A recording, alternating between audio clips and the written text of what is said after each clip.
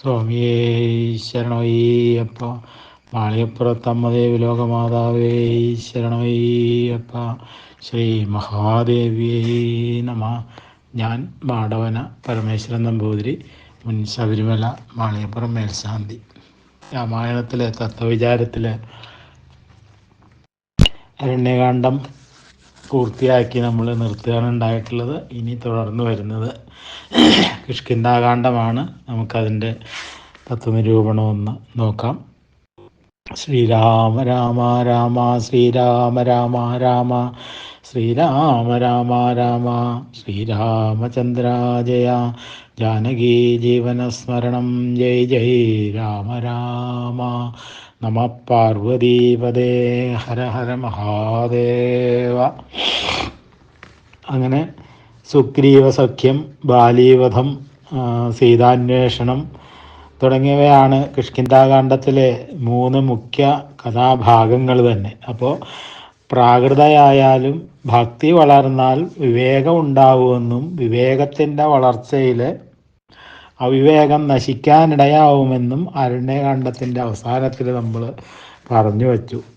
അപ്പോൾ പ്രാകൃത ഭക്തിയുടെ വളർച്ചയാണ് ശബരിയുടെയുമായിട്ടുള്ള സമ്പർക്കം എന്നുള്ളതാണ്. അപ്പോൾ വിവേകമുണ്ടാവലാണ് ഇനി സുഗ്രീവ സഖ്യത്തിലൂടെ പറഞ്ഞു വയ്ക്കുന്നത്. അപ്പോൾ അവിവേകിയും നശിക്കലാണ് ബാലീവധം എന്ന് പറയുന്നത്. അപ്പോൾ വിവേകം വളർന്ന് അവിവേകം നശിച്ചാൽ തത്വവിചാരം ചെയ്യാം എന്നാണ്. അപ്പോൾ തത്വവിചാരമാണ് ഈ സീതാന്വേഷണം. അപ്പോൾ ഇനി കഥാസ്വരൂപത്തിൽ കൂടി നമുക്കൊന്ന് കടന്നു നോക്കാം. ശബരിയെ അനുഗ്രഹിച്ച് യാത്രയും പറഞ്ഞ് തെക്ക് ഭാഗത്തേക്ക് നടക്കാൻ തുടങ്ങിയ രാമലക്ഷ്മണന്മാർ അധികം താമസിയാതെ പമ്പാസരസിൻ്റെ തീരത്തെത്തിച്ചേർന്നു. അങ്ങനെ കിഷ്കിന്ധാകാന്ഡത്തിൻ്റെ അതിപ്രധാനമായിട്ടുള്ളൊരു വർണ്ണ്യവസ്തുവാണ് ഈ പമ്പാസരസ് ഇല്ലേ. വിശാലവും അഗാധവും സ്വച്ഛ നിർമ്മല ജലപരിപൂർണവും അതേപോലെ അനേകം പുഷ്പങ്ങളാലും പക്ഷി സമൂഹങ്ങളാലും ശോഭായമാനവുമായിട്ടുള്ള ഈ പമ്പാസരസ് തൻ്റെ ദിവ്യ സൗന്ദര്യം കൊണ്ട് ആരുടെയും മനസ്സിനെ ഹഠാകർഷിക്കുന്നു എന്നുള്ളതാണ്. അപ്പോൾ സീതാവിരഹതപ്തനായിട്ടുള്ള ശ്രീരാമചന്ദ്രന് ഈ പമ്പാസരസിൻ്റെ കരയ്ക്ക് എത്തിയപ്പോൾ തന്നെ വളരെ സമാധാനവും വിശ്രാന്തിയും കിട്ടി എന്ന് പറയണു. അപ്പോൾ വളരെ നേരം അവിടെ തന്നെ ഇരുന്നു വിശ്രമിച്ചിട്ടാണ് അവർ മുന്നോട്ട് പോകുന്നത് തന്നെ. അപ്പോൾ പമ്പാസരസിലെ ശീതളവായുവും അതേപോലെ അമൃത സമാനമായിട്ടുള്ള ജലവും അവരെ വേണ്ടത്ര കുളിർപ്പിക്കുകയും ആനന്ദിപ്പിക്കുകയും ഒക്കെ ചെയ്തു എന്നൊക്കെ രാമായണത്തിൽ പറയുന്നുണ്ട്. അപ്പോൾ സ്വച്ഛനിർമ്മലമായിട്ടുള്ള തൻ്റെ ചിത്തത്തെയാണ് ഇവിടെ മനോഹരവും നിർമ്മലവുമായിട്ടുള്ള സരസായിട്ട് വിന്യസിച്ചിരിക്കുന്നത് എന്നുള്ളതാണ്. അപ്പോൾ രാമായണത്തിൽ പലയിടത്തും തത്വങ്ങളെ അവയുടെ പേരുകളിൽ തന്നെ ചിത്രീകരിച്ച വിചിത്രമായിട്ടുള്ളൊരു ഘടന നമുക്ക് കാണാനായിട്ട് സാധിക്കും എന്നുള്ളതാണ്. അതിലൊന്നാണ് ഈ പമ്പാസരസിൻ്റെയും അവതരണം എന്ന് പറയുന്നത്. സ്വതവേ ചിത്തം സ്വച്ഛ നിർമ്മലമാണ് അല്ലേ. അങ്ങനെ സ്വച്ഛ നിർമ്മലമായിരിക്കുമ്പോൾ വിവേകം സ്വാഭാവികമായിട്ടുണ്ടാവുകയും ചെയ്യും. എന്നാൽ ദുഷ്കർമ്മങ്ങളെ കൊണ്ടും ദുർവികാരങ്ങളെ കൊണ്ടും പാപകലുഷമായി തീരുമ്പോഴാണ് ഈ വിവേകം നഷ്ടപ്പെട്ട് അവിവേകസ്വരൂപമായി തീർന്ന് പല ദുരനുഭവങ്ങൾക്കും ദുഃഖത്തിനും കാരണമായി തീരുന്നത് എന്നുള്ളതാണ്. അപ്പോൾ അവയിൽ നിന്നൊക്കെ രക്ഷപ്പെടാനുള്ള ഏകമാർഗം എന്ന് പറയുന്നത് ചിത്തത്തെ ശുദ്ധീകരിക്കൽ മാത്രമാണ് എന്നുള്ളതാണ്. അപ്പം നിഷ്കളങ്കയും പ്രേമസ്വരൂപിണിയുമായ ഭക്തി കൊണ്ട് പാപങ്ങൾ അകന്ന് ചിത്തത്തിന് ശുദ്ധി കിട്ടും. ചിത്തം സംശുദ്ധമാകുമ്പോൾ വിവേകം പ്രകാശിക്കും. വിവേകപ്രകാശത്തിൽ അവിവേകം നശിക്കും. അപ്പോൾ പാപപങ്കിലമായ ചിത്തത്തെ ഭക്തി കൊണ്ട് സ്വച്ഛ നിർമ്മലമാക്കി കാണിക്കുകയാണ് ഇവിടെ ഈ പമ്പാസരസിൻ്റെ വർണ്ണനം കൊണ്ട് സാധിച്ചിരിക്കുന്നത് എന്നുള്ളതാണ്. അപ്പോൾ തത്വത്തെ സ്വന്തം പേരിൽ കൂടെ തന്നെയാണ് ഇവിടെ അവതരിപ്പിച്ചിരിക്കുന്നതും. പാപം എന്നുള്ളതിനെ തിരിച്ച് മറിച്ചാക്കി പമ്പയാക്കിയിരിക്കുന്നത് അല്ലേ. അപ്പോൾ പാപം വിപരീതമാവുമ്പോൾ പുണ്യമായി തീരുന്നു. അപ്പോൾ പുണ്യം കൊണ്ട് പാപം നശിക്കുകയും ചിത്തം സംശുദ്ധമായി തീരുകയും ചെയ്യും എന്നുള്ളതാണ്. അപ്പോൾ ഭഗവത് ഭക്തി കൊണ്ട് പുണ്യം വർദ്ധിക്കും. ശബരീ ദർശനത്തിൽ കൂടെ ഭക്തിയുടെ വളർച്ചയെയും പമ്പാവർണ്ണനത്തിൽ കൂടി പുണ്യവർദ്ധന കൊണ്ട് പാപക്ഷയത്തെയും ചിത്തശുദ്ധിയെയും ഒക്കെയാണ് ഇവിടെ പ്രകാശിപ്പിച്ചിരിക്കുന്നത് എന്നുള്ളതാണ്. ഇല്ലേ, നമ്മളൊരു അയ്യപ്പ ഭക്തിഗാനം തന്നെ കേട്ടിട്ടില്ലേ, പാപം മറിച്ചിട്ടാൽ പമ്പ എന്ന് പറയുന്ന അതേ തത്വം തന്നെയാണ് ഇവിടെയും ഉദാഹരിച്ചിരിക്കുന്നത്. അപ്പോൾ ചിത്തം നിർമ്മലമായാൽ തന്നെ വർദ്ധിച്ച സംസാരകേശങ്ങൾ അകന്ന് സാമാന്യേന സമാധാനവും വിശ്രാന്തിയും കിട്ടും എന്നുള്ളതാണ്. അതാണ് പമ്പാതടത്തിലെത്തിയപ്പോൾ രാമലക്ഷ്മണന്മാർക്ക് സമാധാനവും വിശ്രാന്തിയും കിട്ടി എന്ന് വർണ്ണിച്ചിരിക്കുന്നത്. അപ്പോൾ സംശുദ്ധമായിട്ടുള്ള ചിത്തത്തിൽ പൊന്തിക്കൊണ്ടിരിക്കുന്ന സദ്വിചാരങ്ങളെയാണ് പൊയ്കയിലെ മനോഹര വസ്തുക്കളായിട്ടും ഇവിടെ ചിത്രീകരിച്ചിരിക്കുന്നത് എന്നുള്ളതാണ്. അപ്പോൾ ചിത്തശുദ്ധിയും സൽക്കർമ്മനിഷ്ഠയും ഉറയ്ക്കുന്നതോടെ ബ്രഹ്മചര്യം തുടങ്ങിയിട്ടുള്ള സാത്വിക കർമ്മങ്ങൾ നിഷ്ഠയോടെ ആചരിക്കാനും അത് ഹേതുവായിട്ട് വിവേകം ഉണ്ടാവാനും ഇടയായിത്തീരുന്നു എന്നുള്ളതാണ് ഇനി തുടർന്നുള്ള കഥാഭാഗം കൊണ്ട് ഇവിടെ പറയാൻ പോകുന്നത്. അപ്പോൾ പമ്പാദർശനം കൊണ്ടും അവിടുത്തെ വിശ്രമം കൊണ്ടും മിക്കവാറും ചരിതാർത്ഥന്മാരും അതേപോലെ സമാധാന ചിത്തന്മാരുമായി തീർന്ന രാമലക്ഷ്മണന്മാർ വീണ്ടും നേരെ തെക്കോട്ട് നടക്കാൻ തുടങ്ങി എന്നാണ്. അങ്ങനെ ദ്രുതഗതിയിൽ കാട്ടിൽ കൂടി നേരെ തെക്കോട്ട് പോയിക്കൊണ്ടിരിക്കുമ്പോഴാണ് അവർ വിദൂരത്ത് ഉയരമേറിയ ഋഷ്യമൂകാചലത്തിൽ തൻ്റെ പ്രമുഖന്മാരായ 4 മന്ത്രിമാരോടുകൂടി ദൂരത്തേക്ക് നോക്കിക്കൊണ്ടിരിക്കുന്നതായ സുഗ്രീവൻ്റെ ദൃഷ്ടികൾക്ക് ലക്ഷ്യമായി തീർന്നത് എന്ന് കഥയിൽ കാണുന്നു. അപ്പോൾ ധനുർബാണധാരികളും കോമളന്മാരും എന്നാൽ പൗരുഷം കൊണ്ട് അന്തകതുല്യന്മാരുമായ ആ രാജകുമാരന്മാരെ കണ്ട സുഗ്രീവൻ ആകപ്പാടെ പരിഭ്രമിച്ചു എന്നാണ്. അപ്പോൾ മുമ്പൊരിക്കലും ആ പ്രദേശത്ത് കണ്ടിട്ടില്ലാത്ത അവരെ വിദേശികളാണെന്നതിന് സംശയമില്ല എന്നാണ്. അവരെന്തിനാണ് ഈ ഭയങ്കര വനത്തിൽ വന്നത്? എങ്ങും നോക്കാതെ നേരെ ദ്രുതഗതിയിൽ മുന്നോട്ട് നടക്കുന്നതിനാൽ അവർക്ക് എന്തോ തക്കതായൊരു ലക്ഷ്യമുണ്ട് എന്നുള്ളതും തീർച്ചയാണ് എന്നാണ്. അപ്പോൾ എന്ത് ലക്ഷ്യമാണ് അവർക്ക് ഈ കാട്ടിൽ? ഒരു പക്ഷേ ബാലിയുടെ പ്രേരണയെ പുരസ്കരിച്ച് തന്നോട് എതിർക്കാൻ വരുന്ന വല്ല ശത്രുക്കളും ആയിരിക്കുമോ എന്നൊക്കെയാണ് സുഗ്രീവൻ്റെ ചിന്ത. അപ്പോൾ ഏതായാലും രാമലക്ഷ്മണന്മാരെ കണ്ട മുതൽ സുഗ്രീവൻ്റെ മനസ്സിന് സമാധാനമില്ലാണ്ടായി എന്നാണ്. കാര്യം സൂക്ഷ്മമായി അറിയണമെന്ന് തീർച്ചപ്പെടുത്തി. മാത്രമല്ല അവരെ ശത്രുപക്ഷപാതികളല്ലെങ്കിൽ സഖ്യം ചെയ്ത് ബന്ധുക്കളാക്കണമെന്നും കൂടി തീർച്ചപ്പെടുത്തി.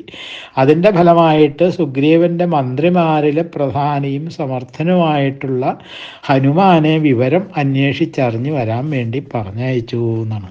അപ്പോൾ നിപുണനായിട്ടുള്ള വായുപുത്രൻ സുഗ്രീവ സന്നിധിയിൽ നിന്ന് വിട്ടുമാറിയ ഉടനെ തന്നെ തേജസ്വിയായ ഒരു ബ്രഹ്മചാരി കുട്ടിയുടെ വേഷം ധരിച്ച് രാമസന്നിധിയിലേക്ക് യാത്രയായി എന്ന് പറയുന്നു.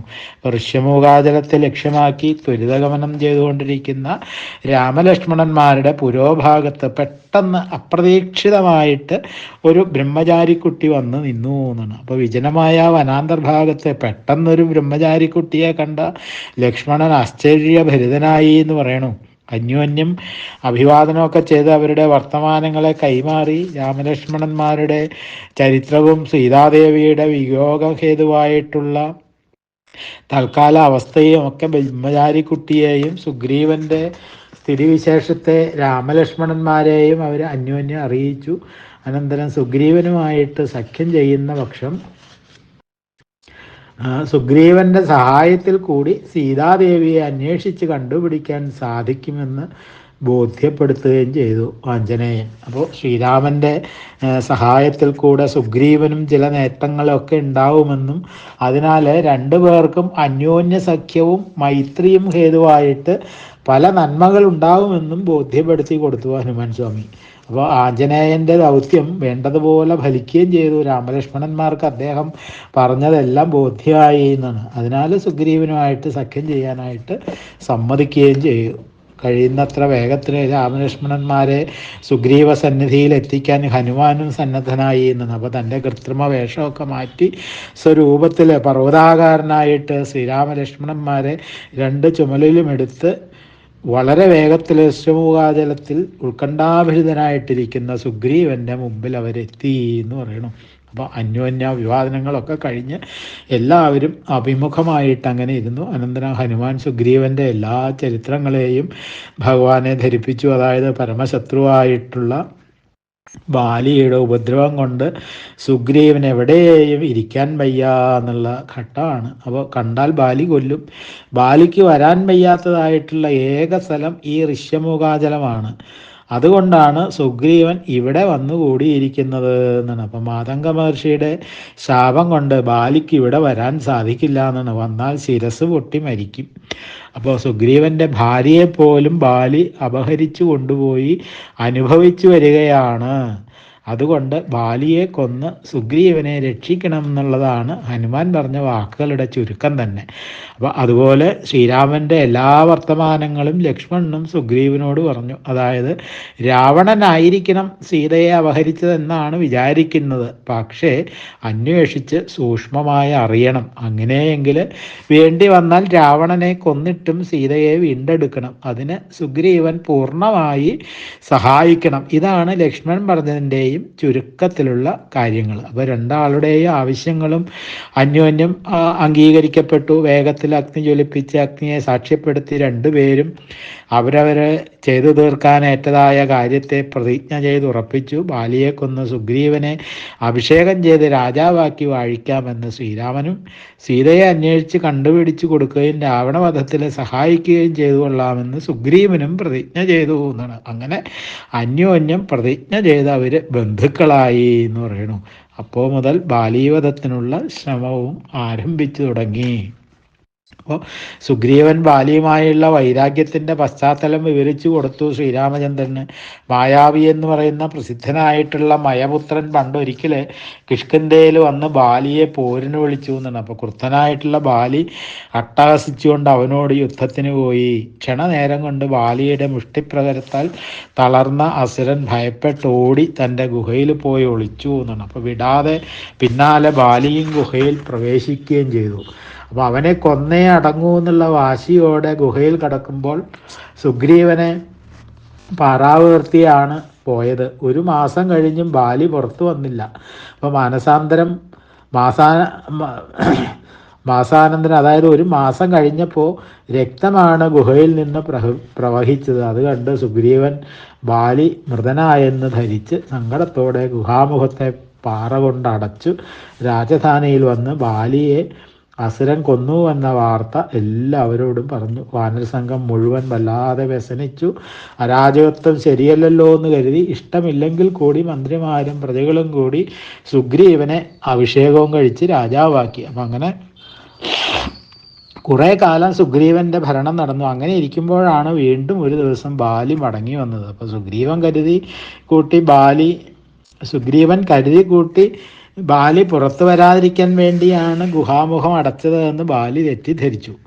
അപ്പോൾ മുതൽ കഠിനമായിട്ടുള്ള ഈർഷ്യയോടെ ബാലി സുഗ്രീവനെ വധിക്കാനായിട്ടുള്ള ശ്രമവും തുടങ്ങി എന്നാണ്. അപ്പോൾ ഭയപ്പെട്ട് രാജ്യത്തിരിക്കാൻ നിവൃത്തിയില്ലാതെ സുഗ്രീവൻ ഓടി വന്ന് ഋഷ്യമുഖാചലത്തിൽ അഭയം പ്രാപിച്ചു എന്നാണ്. അപ്പോൾ ബാലിക്ക് ഋഷ്യമുഖാചലത്തിൽ പ്രവേശിക്കാൻ പാടില്ല എന്നതിന് മറ്റൊരു ചരിത്രമുണ്ട്. അതും പറഞ്ഞു കൊടുത്തു സുഗ്രീവൻ എന്നുള്ളതാണ്.